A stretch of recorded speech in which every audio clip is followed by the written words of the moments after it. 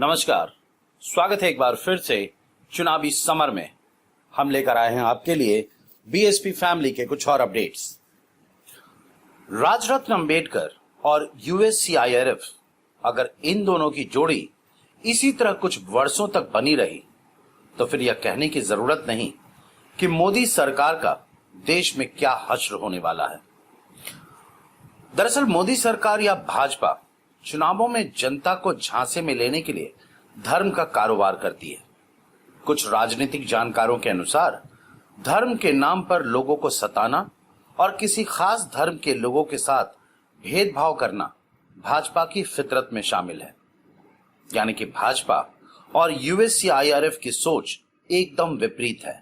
और अब जबकि यूएससीआईआरएफ ने अपनी टेढ़ी नजर भाजपा की तानाशाही पर गड़ा दी है तो मोदी सरकार की धड़कनें बढ़ गई हैं।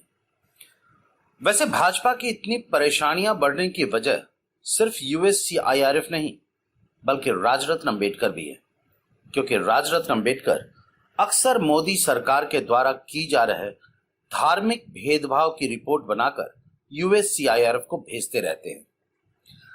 जहां देश में अगला लोकसभा चुनाव भले ही 2024 में होने वाला हो, लेकिन राजरत्न लोकसभा चुनाव की तैयारियों में अभी से ही जुट गए हैं और इसके लिए उन्होंने यूएससीआईआरएफ को अपना सबसे बड़ा हथियार बनाया है। राजरत्न अंबेडकर की कोशिश है कि किसी भी तरीके से मोदी को 2024 में वापस सत्ता में आने से रोका जाए। इसके लिए राजरत्न अंबेडकर यूएससीआईआरएफ के द्वारा मोदी सरकार पर दबाव बनाने की कोशिश कर रहे हैं। कहने का अर्थ यह हुआ कि अगर यूएससीआईआरएफ के दबाव में मोदी सरकार अपने बचे हुए कार्यकाल में जनता को धार्मिक रूप से बांटने में विफल रही तो फिर इसका नुकसान भाजपा को चुनावों में उठाना पड़ सकता है, क्योंकि इसे भाजपा समर्थित जनता मोदी की हार के रूप में देखेगी। दूसरी ओर इससे राजरत्न का जनता की नजरों में कद बढ़ेगा कि उन्होंने मोदी की तानाशाही पर लगाम लगा दी और इस तरह चुनावों में राजरत्न अंबेडकर का जलवा दिख सकता है।